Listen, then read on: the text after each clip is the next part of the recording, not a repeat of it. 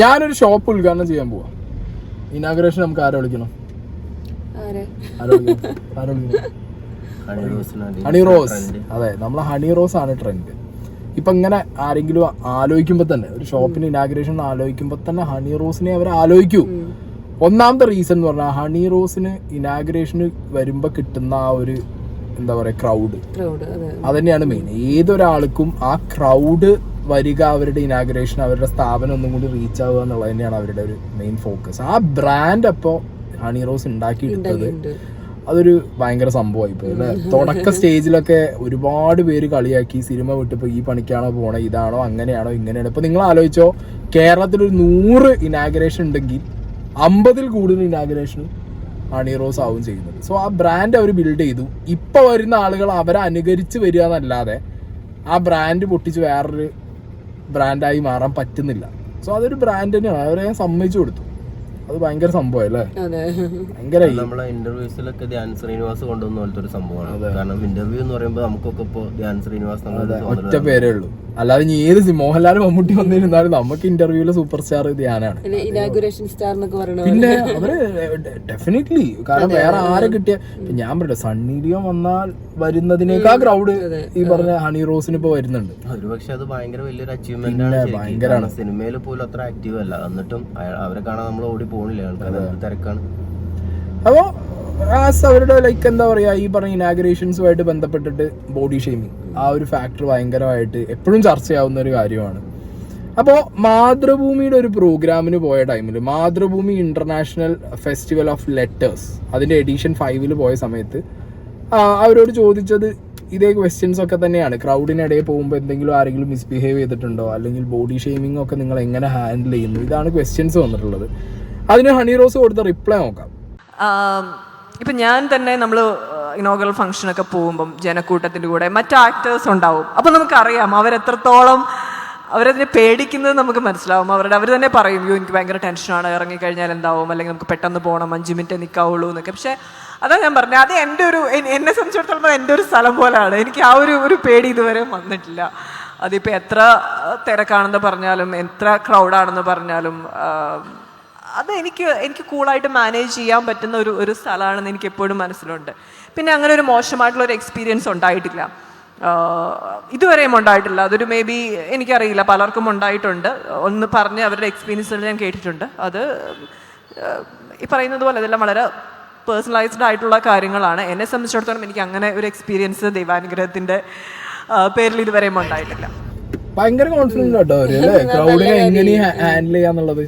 കാരണം ഏറ്റവും വലിയ കാര്യം ക്രൗഡിനെ ഹാൻഡിൽ ചെയ്യണത്. അഭിനയിച്ച് എക്സ്പീരിയൻസ് വരുന്ന പോലെ ക്രൗഡിൽ ഇറങ്ങി ക്രൗഡിനെ എങ്ങനെ ഹാൻഡിൽ ചെയ്യാന്നുള്ളൊരു എക്സ്പീരിയൻസ് അവർക്ക് കിട്ടി. ആൻഡ് ബൈ ദ വേ അവർ പറഞ്ഞു, നിങ്ങൾ ശ്രദ്ധിക്കണം, ഇതുവരെയായിട്ട് ആരും മിസ്ബിഹേവ് ചെയ്യാനോ മോശമായിട്ടുള്ള ഒരു എന്താ പറയുക ഒരു എക്സ്പീരിയൻസും അവർക്ക് ഉണ്ടായില്ല എന്ന് പറയുമ്പോൾ തന്നെ അത് ശരിക്കും നമുക്ക് മലയാളികൾക്ക് തന്നെ ഒരു പ്രൗഡാണ് അല്ലേ.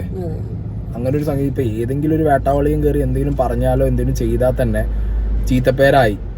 പക്ഷെ ഹണി റോസിന്റെ കേസിൽ ഞാൻ പറയുമ്പോൾ ഹണി റോസ് വരുന്ന സ്ഥലങ്ങളിൽ എന്താ പറയാ ആളുകളുടെ തിരക്കൊക്കെ വെച്ച് നോക്കുന്ന സമയത്ത് സെക്യൂരിറ്റി പിന്നെ ഓബിയസ്ലി കാണും. മിനിമം സെക്യൂരിറ്റി അവര് ഹാൻഡിൽ ചെയ്യുന്നത് കൊണ്ട് വേണ്ട, കുറെയൊക്കെ സാഹചര്യങ്ങളിൽ ഇവര് ഹാൻഡിൽ ചെയ്യുന്നതും ഇവരെങ്ങനെ ബിഹേവ് ചെയ്യുന്നു ക്രൗഡിനോട് എന്നുള്ളതൊക്കെ ഒരു മാറ്റർ തന്നെയാണ്.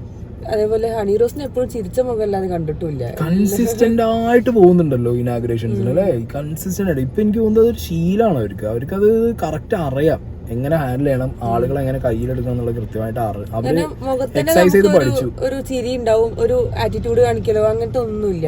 എല്ലാരും കൂളായിട്ട് ഹാൻഡിൽ ചെയ്തിട്ട് അങ്ങനെ പോണ വീഡിയോസ് ആണ് നമ്മൾ കണ്ടിട്ടുള്ളത്. അതാണ് അവര് പറഞ്ഞത്, ഞാൻ ഭയങ്കര കോൺഫിഡന്റ് ആണ് പോവാൻ വേണ്ടിട്ട്. ബാക്കി എല്ലാരും കാട്ടി ബാക്കിയുള്ളവർക്കൊക്കെ അയ്യോ ക്രൗഡ്. നടന്മാരെ പറയുന്നത്, നടന്മാർക്കും കൂടി ഭയങ്കര പേടിയാണെന്ന്. ശരിക്കും പെണ്ണുങ്ങളാണല്ലോ സ്ത്രീകളാണല്ലോ കുറച്ച് ശ്രദ്ധിക്കേണ്ട കാര്യം. അപ്പൊ ഓരോ നടന്മാർക്കും കൂടി പേടിയുണ്ടാവും, പക്ഷെ എനിക്ക് അത്ര പേടിയില്ല എന്നാണ് പറയുന്നത്. സ്ഥിരം എക്സസൈസ് ചെയ്ത് അങ്ങനെ ആയതാ. ഏറ്റവും വിഷമകരമായിട്ടുള്ളൊരു സിറ്റുവേഷനാണത്. ഒരാളെ അവരുടെ ശരീരത്തിൻ്റെ പേരിൽ ഒരാളെ നമ്മൾ ബോഡി ഷേമിങ് ചെയ്യുക എന്ന് പറഞ്ഞാൽ അതിപ്പം എൻ്റെ കാര്യം മാത്രമല്ല, ഇത് വളരെ നാച്ചുറലായിട്ടുള്ള ഒരു സംഭവമായി നമ്മുടെ സമൂഹത്തിൽ ഇങ്ങനെ നിലനിൽക്കുന്നുണ്ട്. അതിപ്പോൾ കളറിൻ്റെ പേരിലായാലും, അല്ലെങ്കിൽ നമ്മുടെ ശരീരാവയവങ്ങളുടെ പേരിലായാലും, അല്ലെങ്കിൽ മുഖത്തിൻ്റെ ഷേപ്പിൻ്റെ പേരിലായാലും, അങ്ങനെ പല രീതിയിൽ ഒന്നല്ലെങ്കിൽ തടിച്ച ആളാണെങ്കിൽ അങ്ങനെ, അല്ലെങ്കിൽ മെലിഞ്ഞ ആളാണെങ്കിൽ അങ്ങനെ, ഒന്നല്ലെങ്കിൽ വേറെ രീതിയിൽ അതൊരു എന്താ പറയുക, അതങ്ങനെ പറയാം, അതൊരു ക്വൈറ്റ് നോർമൽ ആയിട്ടുള്ള ഒരു സാധനമാണ് എന്നുള്ള രീതിയിൽ ഒരു കൺസെപ്റ്റ് എവിടെയോ നമ്മുടെ തലയിലുണ്ട് എന്നെനിക്ക് തോന്നുന്നു. ഏറ്റവും മോശമായിട്ടുള്ളൊരു ചിന്താഗതിയാണ്, മാറേണ്ട ഒന്നാണ്, മാറപ്പെടും എന്നുള്ള വിശ്വാസത്തിലിരിക്കുന്നു ഞാൻ. എനിക്കറിയില്ല, അതിൻ്റെ ഏറ്റവും എന്താ പറയുക, ഏറ്റവും വലിയൊരു വിക്ടിമായിട്ടിരിക്കുന്ന വ്യക്തി കൂടിയാണ് ഞാൻ. കുറേ നാളുകളായിട്ട് ഇത് പല രീതികളിൽ, പല വേർഷനിൽ ഞാൻ അനുഭവിക്കുന്നുണ്ട്. തീർച്ചയായിട്ടും ഉണ്ട്. പക്ഷെ അതിനെയൊക്കെ നമ്മൾ അതിൻ്റെ ബിഗിനിങ് സ്റ്റേജിൽ ഭയങ്കര ബുദ്ധിമുട്ടുണ്ടാക്കിയിരുന്നു. പിന്നെ അതിനെയൊക്കെ നമ്മൾ കണ്ടില്ല, കേട്ടില്ല, ഇത് ഞാൻ അറിയുന്നില്ല, അല്ലെങ്കിൽ എനിക്ക് അറിയേണ്ട കാര്യമില്ല എന്ന് പറഞ്ഞ് മാറി നിൽക്കുന്ന ഒരു വ്യക്തി കൂടിയാണ് ഞാൻ. കാരണം അതിലേക്ക് ഇറങ്ങി ചെന്ന് കഴിഞ്ഞാൽ നമുക്ക് എപ്പോഴും വിഷമം തരുന്ന കാര്യങ്ങളെ ഉണ്ടാവുള്ളൂ. ഈ പറഞ്ഞതുപോലെ നമുക്ക് അങ്ങനെ അല്ലാത്ത വളരെ പോസിറ്റീവായിട്ടുള്ള നമ്മളെ വെൽക്കം ചെയ്യുന്ന ആളുകൾ ഒരു സമൂഹം പുറത്തുണ്ട്. അപ്പം അവരുമായിട്ട് കൂടുതൽ ഇൻട്രാക്ട് ചെയ്യുക, ആ കാര്യങ്ങളിൽ ഇൻവോൾവ് ആവുക എന്നുള്ളതാണ് കൂടുതൽ ചെയ്യാറുള്ളത്. പിന്നെ ഞാൻ എൻ്റെ ശരീരത്തിൽ ഭയങ്കര പ്രൗഡാണ്. എനിക്ക് ഉള്ളതെല്ലാം അത് എൻ്റെ തന്നെയാണ്, എല്ലാം സൂപ്പർ പ്രൗഡ്. അപ്പം എനിക്കതിനെപ്പറ്റി ഇപ്പോൾ വേറൊരാൾ പറഞ്ഞതിൽ എന്നെ അത് ബോധർ ചെയ്യേണ്ട ആവശ്യമില്ല. വേറെ ഇനി കൂടുതലൊന്നും പറയല്ല, കാരണം അവർ തന്നെ പറയുന്നത് അവർ സൂപ്പർ പ്രൗഡാണ്. നമ്മളൊക്കെ സൂപ്പർ പ്രൗഡ് ആവണം, നമുക്ക് ഉള്ളതൊക്കെ വെച്ചിട്ട് നമ്മൾ സൂപ്പർ പ്രൗഡ് ആവണം. പിന്നെ നമുക്ക് എന്താ പറയുക, എന്തെങ്കിലും കുറവുണ്ട് എന്ന് വേറെ ആരെങ്കിലും പറയുക, അല്ലെങ്കിൽ എന്തെങ്കിലും കൂടുതലുണ്ടെന്ന് വേറെ ആരെങ്കിലും പറയുക, ആ പറഞ്ഞത് മനസ്സിൽ കൊണ്ടു കടന്ന് നമ്മൾ ഇതിൽ മാറ്റങ്ങൾ വരുത്താൻ ശ്രമിക്കുക. അങ്ങനെയൊക്കെ നോക്കിക്കഴിഞ്ഞാൽ നമ്മൾ നമ്മളെ തന്നെ പറ്റിക്കുന്നതും ചതിക്കുന്ന അവസ്ഥയിൽ കാര്യങ്ങൾ മുന്നോട്ട് പോകും. പിന്നെ ഹണി റോസിന് വരുന്ന ബോഡി ഷെയ്മിങ്ങിന്റെ ഒരു ലെവൽ എന്ന് പറഞ്ഞാൽ ആദ്യം മുതലേ നമ്മൾ കാണുന്നത്, വേണ്ട ഈ വീഡിയോ അവരവരുടെ ബോഡിയിൽ സൂപ്പർ പ്രൗഡാന്ന് പറഞ്ഞ വീഡിയോന് അടിയിൽ വന്നുള്ള കമന്റുകൾ നിങ്ങൾ നോക്കിക്കോട്ടോ. പ്രബുദ്ധ മലയാളി കൂടുതലും പെൺകുട്ടികളും ഉണ്ട് കമന്റ്, ഏറ്റവും കൂടുതൽ സ്ത്രീകളാണ്. ഇതൊരു പെണ്ണിന്റെ പേരാണ് കാണുന്നത്. ഹണി പണ്ട് ഈ കളറൊന്നും ഉണ്ടായിരുന്നില്ല, ഇപ്പോൾ 1 ഇയർ എവിടെയോ പോയി വൈറ്റനിങ് ആൻഡ് സർജറി അങ്ങനെ പലതും ചെയ്തു, നാണം കെട്ട രീതിയിൽ ഉദ്ഘാടനം ചെയ്തു, കേരളത്തിലുള്ള ആണുങ്ങളെ പൊട്ടന്മാരാക്കി. ഇവൾ ക്യാഷ് ഉണ്ടാക്കുന്നു. ഈ പൊട്ടന്മാർ ഓർക്കുന്നത് അവളുടെ ഉന്തി നിൽക്കുന്നത് എല്ലാം ഒറിജിനൽ ആണെന്ന്. അടവ് 18 കഴിഞ്ഞ ഹണി ഇതൊക്കെ കണ്ട് ചിരിക്കും. ഈ ചേച്ചിക്ക് എങ്ങനെ അറിയാം ഹണി പോയിട്ട് ഇത്രയും സർജറി ഒക്കെ ചെയ്തു? ഒരു ഇൻവെസ്റ്റിഗേഷൻ CID വല്ലതും ആണോ പിന്നാലെ പോയോ? ഇനിയിപ്പോ അത് ചെയ്തു തന്നെ വെച്ചു, അവരെ ദേഹത്തിലല്ലേ ചെയ്തേ. പിന്നെ ഏതെങ്കിലും ഒരു ഇനാഗുറേഷൻ ഫംഗ്ഷന് ഹണി റോസ് എന്തെങ്കിലും ഒരു എന്താ പറയാ, ഒരിക്കലും പബ്ലിക്കിൽ ചെയ്യാൻ പാടില്ലാത്ത രീതിയിലുള്ള ഒരു വൾഗാരിറ്റി പ്രസന്റ് ചെയ്തതായിട്ട് നമുക്ക് തോന്നുന്നു. നിങ്ങൾ കണ്ടിട്ടുണ്ടോ? പിന്നെ പോണ ആളുകള് ഇവിടെ ഒരു ഷോപ്പിലൊരു ലഡുവോ ജിലേബിയോ ഇരുന്നാലടക്കം, അല്ലെങ്കിൽ ഒരു കേക്ക് ഇരുന്നാലടക്കം, ചില്ലുകൂട്ടിലിരിക്കുന്ന സ്വർണത്തിനെ അടക്കം ആളുകൾ നോക്കിയിട്ട് എന്ത് ചെയ്യുന്നുണ്ട്, അവരെ പെർസ്പെക്റ്റീവിൽ അവർ ആസ്വദിക്കുന്നുണ്ട്. ഹണി വരുമ്പോൾ നോക്കി നിന്ന് ഒരാൾ ആസ്വദിക്കുന്നു എന്നുള്ള ആസ്വാദനം എന്ന് പറയുന്നത് നമുക്ക് എങ്ങനെയാവാം. പക്ഷെ അതൊരു വൾഗർ സ്റ്റേജിലേക്ക് ആസ്വാദനം മാറി, അവിടുന്ന് ഒരു കമന്റ് അടിയായി, അവിടുന്ന് ഒരു തോണ്ടിപ്പിടുത്തമായി. അങ്ങനെയല്ലല്ലോ, പോയി നിൽക്കുന്ന എല്ലാവരെയും കൂടിയാണ് നിങ്ങൾ കുറ്റം പറയുന്നത്. ഹണി റോസിനെ എന്ത് പൊട്ടന്മാരാക്കുക? ഇതിനെന്താ പൊട്ടന്മാരാവാനുള്ളത്? ഹണി റോസ് വരുന്ന ഒരു സ്ഥലത്ത് പോയിട്ട് ഒരാൾ നോക്കി നോ എങ്ങനെ പൊട്ടനാവുക? അല്ല, ഈ ചേച്ചീന്റെ വീടിന്റെ ഗേറ്റിന് മുന്നിൽ വന്നാൽ ഞങ്ങൾ പൊട്ടന്മാരാവില്ല എന്നുണ്ടെങ്കിൽ അങ്ങോട്ട് വരാം അല്ലേ? അല്ല, പിന്നെ പോണോ പോണ്ടെന്നുള്ളത് സ്വയം ഇഷ്ടല്ലേ? അല്ല, പൊട്ടന്മാരാവാൻ ഇനിയിപ്പോ പൊട്ടന്മാരാവുകയാണെങ്കിൽ തന്നെ നമ്മൾ സ്വയം പൊട്ടന്മാരായി കൊടുക്കല്ലേ? അതിന് മൂപ്പത്തിയാർക്ക് എന്താ പ്രശ്നം? അപ്പൊ ക്യാഷ് വേണ്ടേ, പൈസ വേണ്ടേ? അല്ല, പുളിങ്കുരി കൊടുത്ത് ജീവിക്കാൻ പറ്റില്ലല്ലോ. അടുത്തത് ഡാഷും കാണിച്ചു നടന്നാൽ ഇതല്ല, ഇതിനപ്പുറവും പറയും. ഇത് കേരളമാണ്, അത് മറക്കണ്ട, അമേരിക്കയല്ല. ഓ, ഈ കമന്റ് ഇട്ടവനൊക്കെ അതൊരു കോമൺ കമന്റ് ആയിട്ടാണ് നമുക്ക് പ്രഖ്യാപിക്കേണ്ടത്. അല്ല, ഞാൻ പറയുന്നത് ഇവരൊക്കെ മോഹൻലാലിന്റെ മറ്റേ സിനിമയിലെ കണ്ണട ഉപയോഗിക്കുന്നുണ്ടോ? ഡ്രസ്സിന്റെ ഉള്ളിൽ കൂടി ഒക്കെ കാണാൻ വേണ്ടിട്ട്. ഇവിടെ ഡ്രസ്സ് ഇട്ട് കഴിഞ്ഞാൽ എല്ലാതും നോക്കിയാൽ നമുക്ക് അതേ സ്ഥലങ്ങളിലാണ്. അല്ലാതെ കുണ്ടി ഇരിക്കേണ്ട സ്ഥലത്ത് തലയും, തല ഇരിക്കേണ്ട സ്ഥലത്ത് കുണ്ടിയും വെച്ചിട്ട് ആരും നടക്കണില്ലല്ലോ. ഇവിടെ ഉണ്ടോ? അല്ലെ, എല്ലാവർക്കും ഒരേ സ്ഥലത്തല്ലേ എല്ലാ സാധനങ്ങളും. അതെ, എന്റെ വീട്ടില് എന്റെ അമ്മയ്ക്കും പെങ്ങൾക്കും ഭാര്യയ്ക്കും കുട്ടിക്കും ഉള്ള സാധനങ്ങൾ തന്നെയാണ് ഹണി റോസിനും ബാക്കി സ്ത്രീകൾക്കും ഉള്ളത്. അതിന്റെ ഉള്ളിലുള്ള സാധനം ഇമാജിനേഷൻ ചെയ്ത് അത് ലൈക്ക് അതൊക്കെ നിങ്ങളെ പ്രശ്നമാണ് അല്ലേ? അതൊക്കെ അതിനൊന്നും ഒന്നും പറയാനില്ല. ഇവിടെ സാധനം തന്നെയാണ്, അത് എല്ലാവർക്കും ഉള്ള സാധനം തന്നെയാണ് ശരിക്കും. അടുത്തത്, എന്റെ സാധനങ്ങളെല്ലാം ഒറിജിനൽ ആണ്, അല്ലാതെയുള്ള പ്രചാരണങ്ങൾ അസംബന്ധമാണ്. അതുകൊണ്ട് അടുത്ത ഇനാഗുറേഷൻ ഫംഗ്ഷനിൽ ആരും അറച്ചും വടിച്ചും നിൽക്കാതെ വന്ന് കണ്ട് ആസ്വദിക്കണമെന്ന് കേരളത്തിലെ ന്യൂജൻസിനോട് അപേക്ഷിക്കുകയാണ്. ഇത്രയ്ക്ക് ലൈംഗിക ദാരിദ്ര്യം എവിടെ കിടക്കുന്നട ഊളകളെ? ദാരിദ്ര്യം എവിടെയുണ്ടോ അവിടെ എക്സ്പ്ലോയിറ്റേഷനും ഉണ്ടാകും. അവൾ അത് ഭംഗിയായി ചെയ്യുന്നു. That's all. ശരിയാണ്. ഇവര് സമ്മതിച്ചു ലൈംഗിക ദാരിദ്ര്യം ഉണ്ട് എന്നുള്ളത്. ശരിയാണ്. അതിനിപ്പോ എന്താ വിഷയം? ഇപ്പൊ എക്സ്പ്ലോയിറ്റ് ചെയ്യാന്ന് വിചാരിച്ചോ, ആയിക്കോട്ടെ, എക്സ്പ്ലോയിറ്റ് ചെയ്ത എന്താ പ്രശ്നം അല്ലേ? അതൊരു എക്സ്പ്ലോയിറ്റ് ചെയ്ത് ഇപ്പൊ ഇനാഗ്രേഷൻ കാണാൻ വരുന്ന ആളുകളുടെ കയ്യിൽ നിന്ന് ലക്ഷക്കണക്കിന് രൂപ ക്യൂ നിർത്തി വാങ്ങി ഹണീന്റെ ഒപ്പം ഒരു സെൽഫി എടുക്കാൻ കാശ് വാങ്ങിയിട്ടൊന്നുമില്ലല്ലോ ചെയ്യുന്നത്, ആണോ? അങ്ങനെയൊക്കെയാണെന്നുണ്ടെങ്കിൽ ഭയങ്കര ഒരു ഫിനാൻഷ്യൽ എക്സ്പ്ലോയിറ്റേഷൻ നടക്കുന്നു എന്ന് പറയാം. ഈ ഹണി റോസ് വരുന്നു എന്ന് പറയുമ്പോഴത്തേക്ക് ആളുകൾ ഓടി പോകുന്നുണ്ടെങ്കിൽ അതില് അവര് കൂടി ഓക്കെ ഞാൻ എക്സ്പ്ലോയിറ്റ് ആവാൻ റെഡിയാന്ന് പോയി നിൽക്കുന്നല്ലേ. അത് ഹണി റോസ് ആൾക്കാരൊന്നുള്ള പൈസ വിളിക്കുന്നതാവും, ഇനാഗ്രേഷൻ വരുന്ന ആൾക്കാരെന്താണ് പൈസ വിളിക്കാനായിരിക്കും. നിങ്ങൾ അങ്ങനെ നടക്കുന്നത് കൊണ്ടല്ലേ അങ്ങനെ പറയുന്നേ? നിങ്ങൾ തന്നെ നിങ്ങളുടെ വീഡിയോ കണ്ടു നോക്കുക, അപ്പോൾ അറിയും നിങ്ങൾ എത്ര ബോറാണെന്ന്. പോടിയൊന്ന് എന്താ അടിപൊളി.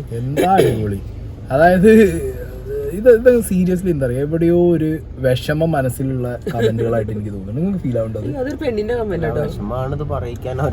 അല്ലേ? ഒരു ബേസിക് വിഷമം ഉണ്ടാവില്ല. അതായത് നമ്മളെ കൊണ്ട് ചെയ്യാൻ പറ്റാത്തൊരു സംഭവം, നമുക്കില്ലാത്ത സാധനങ്ങളും. ബുദ്ധിമുട്ട്. അതായത് ഇന്റെ ലൈഫോ ഇങ്ങനെ പോയി. ചിലപ്പോ ഇവരൊക്കെ ഹസ്ബൻഡ് പറഞ്ഞിട്ടുണ്ടാവും ഹസ്ബൻഡിന്റെ ഫോൺ എടുത്ത് നോക്കുമ്പോ മറ്റേ DP കണ്ടുണ്ടാവും. പോടി ഡാഷിൽ ഒറ്റാലും വെച്ച് കൊണ്ട് വന്ന് തിരിഞ്ഞു നിന്നാൽ മഹാത്മാഗാന്ധി ആണെങ്കിലും വടിയെടുത്ത് കുത്തി നോക്കും ഒറിജിനൽ ആണോ എന്നറിയാൻ. പിന്നാണ് സാധാരണ ആൾക്കാർ. ശരിയാ, അമ്മേന്റെ പാവാട കുന്തിയ വീട്ടിലും പോയി കുത്തി വെക്കുണ്ടാവും. ഓ അങ്ങനെയാണല്ലോ മഹാത്മാഗാന്ധിന്റെ ഇതിൽ ഒറ്റാലെന്നൊക്കെ പറയുമ്പോ സ്വന്തം അമ്മേന്റെ പെങ്ങളുടെ കാറ്റത്ത് പൊന്തി കഴിഞ്ഞ് വലുതായി കാണുമ്പോ അത് കുത്തിവെക്ക് ഉണ്ടാവും. ഓൻ എക്സ്പീരിയൻസ് ആവുകൂടി പറയാൻ പറ്റില്ല. അങ്ങനെയാണ് ഓൻ പറയുന്നത്. അതായത് ഓൻ ചെയ്യണ പോലെ എല്ലാരും ചെയ്യുന്നുള്ളൊരു സാധനം അവന് വരുമല്ലോ. അതൊക്കെ ഫോട്ടോസ് അത് ഞാൻ അവിടെ വെച്ചത്, അത് സ്ഥിരമായിട്ടുണ്ട്. കേരളത്തിലെ മനുഷ്യർ ഒറ്റക്കെട്ടായി നിങ്ങളെ വെറുക്കുന്നു, കാരണം പ്രത്യേകിച്ച് പെൺമക്കളുള്ള മാതാപിതാക്കൾ.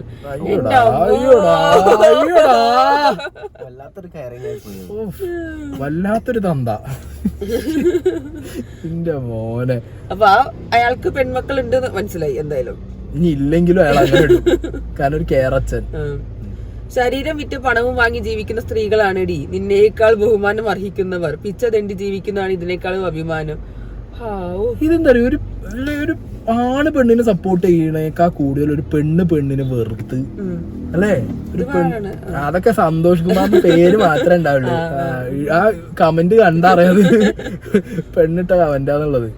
അടുത്തത് നമ്മുടെ കഴിവ്, അതാണ് നമ്മുടെ ഐഡന്റിറ്റി. ആ കഴിവ് നിങ്ങൾ എങ്ങനെ ഞങ്ങൾക്ക് മുന്നിൽ എത്തിക്കുന്നുവോ അതിനെ വിമർശിക്കാനും സപ്പോർട്ട് ചെയ്യാനുമുള്ള അവകാശം മാഡം ഞങ്ങൾക്ക് നൽകില്ലേ? അല്ലാതെ മാഡം കാണിക്കുന്ന ബോഡി ഷേമിങ് അത് അപ്പാടെ വിഴുങ്ങി സ്വയം സംപ്രീതി ആകണമെന്ന് പറഞ്ഞാൽ കിട്ടിയ കാശ് എന്ത് കാണിച്ചിട്ടാണ് എന്ന് കൂടെ പറയണം. ശരി, അതായത് ഹണി റോസ് വന്നിട്ട് എന്നെ ആസ്വദിക്കും, എന്നെ കണ്ട് ആസ്വദിക്കുന്നു എവിടെ? ഹണി റോസ് അങ്ങനെ ആസ്വദിക്കും എന്ന് പറയുന്നതിന്റെ ഫാക്ടർ വിട്. ഹണി റോസിനെ നോക്കി, ഹണി റോസിനെ കണ്ട് നമുക്ക് അവിടെ പോയിട്ടൊരു അവരെ മോശം കമന്റ് ഇട്ട് പോരെന്നുള്ള നിർബന്ധമുണ്ട്. അതിന് പറ്റൂ. ഇപ്പൊ നിങ്ങൾ ഈ കമന്റ് ബോക്സിൽ ഇടുന്ന സാധനങ്ങൾ നേരിട്ട് ആ വ്യക്തി വരുന്ന സമയത്ത് നിങ്ങൾക്ക് പറയാൻ പറ്റുമോ നിങ്ങളെ കൊണ്ട്? അപ്പൊ വിവരം അറിയില്ലേ അല്ലേ? ഓക്കെ, കമന്റ് ബോക്സിൽ അതിനുള്ള സ്വാതന്ത്ര്യമുണ്ട്, പറഞ്ഞോ, അവനാണ് ഇഷ്ടമുള്ളത് പറയാം. പക്ഷേ നിങ്ങളൊക്കെ മനസ്സിലാക്കേണ്ട എന്താന്ന് വെച്ച് കഴിഞ്ഞാൽ നിങ്ങൾക്കിത് തിരിച്ചു കിട്ടിയാലുണ്ടാവും. അല്ല, ഈ കമന്റ് ഇടുമ്പോഴേ നമ്മളെ മനസ്സിന്റെ ദാരിദ്ര്യമാണ് ഈ കമന്റ് ആയിട്ട് വന്നുകൊണ്ടിരിക്കുന്നത്. അതായത് ഒരു ഒന്നുമില്ല, ലൈക്ക് ടാബു ആണ്, എന്തു പറയാനാണ് അവസ്ഥ. അല്ലാതെ പ്രത്യേകിച്ച് ഇതിലൊന്നും പറയാനില്ല. മലയാളികള്, അതും പ്രത്യേകിച്ച് ഫേസ്ബുക്കിലെ ദാരിദ്ര്യം ഞാൻ എവിടെയും കണ്ടിട്ടില്ല. ഇത് ഏത് ജനറേഷനിൽ തീരുന്നുള്ളതും എനിക്കറിയില്ല. കാരണം നമ്മളെപ്പോഴും വിചാരിക്കും എന്താ ഫേസ്ബുക്ക് ഒരു ജനറേഷൻ മാറുമ്പോൾ അടിപൊളിയാവും എന്ന് വിചാരിക്കും. ഇത് അങ്ങോട്ട് പോകും തോറും മഹാദാരിദ്ര്യമായി കൊണ്ടിരിക്കുകയാണ്.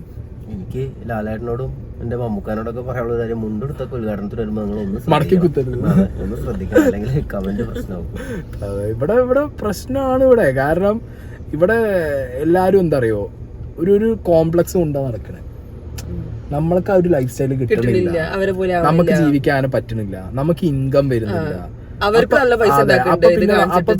അപ്പൊ ഇവരൊക്കെ കൊണ്ടുപോയിട്ട് അങ്ങോട്ട് എന്ത് ചെയ്യാ? ഇവരൊക്കെ മറ്റേതാണ്, മോശപ്പെട്ടവരാണ്. അതങ്ങോട്ട് മുദ്ര കുത്തി സൈഡാക്കി കഴിഞ്ഞു കഴിഞ്ഞാൽ ആ മനസ്സിലെ സങ്കടം തീർന്നല്ലോ. അപ്പൊ സ്വയം വിശ്വസിക്കുക എന്താ, ഒരു മോശപ്പെട്ടവർ, ഞാൻ നല്ലതാണ്. ഏത് ആളോട് നിങ്ങൾക്ക് എന്താ പണി? എനിക്ക് പ്രത്യേകിച്ച് പണി, പക്ഷെ എനിക്ക് മോഹൻലാലിന് വല്ല ആവാൻ പറ്റില്ല. അവര് നൈസായിട്ട് പൈസ ഉണ്ടാക്കി ജീവിക്കുന്നു, സുഖമായിട്ട് അടിച്ചു പൊളിച്ച് ജീവിക്കുന്നുണ്ട്. അവർക്കൊരു കുഴപ്പമില്ല. പിന്നെ ഈ കമന്റിങ് ഓബിയസ്ലി അത് വിഷമിക്കും, സ്റ്റാർട്ടിങ്ങിൽ എല്ലാരും കുറെ ഞാൻ പറഞ്ഞു ഇപ്പോഴും വിഷമിക്കും. ഇപ്പോൾ അത് എടി അതെങ്ങനെ ഏറ്റവും ഡൗൺ ആയിട്ടിരിക്കുന്ന സമയത്തായിരിക്കും ചിലപ്പോ ഒന്നെടുത്ത് നോക്കുക. ഞാൻ അതിന് മുന്നേ വീഡിയോ പറയുന്നുണ്ട്, കൂട്ടക്കാരും കുടുംബക്കാരും ഫ്രണ്ട്സും ഒക്കെ എടുത്ത് അയച്ചു എന്നാ കണ്ടാലും കൂടുതലായിട്ട് അങ്ങനെ ആവും ചെയ്യണ്ടാവുക. നമ്മള് വിചാരിക്കും ഭയങ്കര സ്നേഹത്തിലാണ്. അപ്പൊ പക്ഷെ ഇത് അയച്ച് കാണിച്ചു തരും നമുക്ക്, നോക്ക് ഇങ്ങനെയാണ് സംഭവം പുറത്ത്. എന്നിട്ട് അവിടെ സന്തോഷം നോക്കി അയച്ചു കൊടുത്തു, നോക്കി സന്തോഷമായി. കഷ്ടം തന്നെ.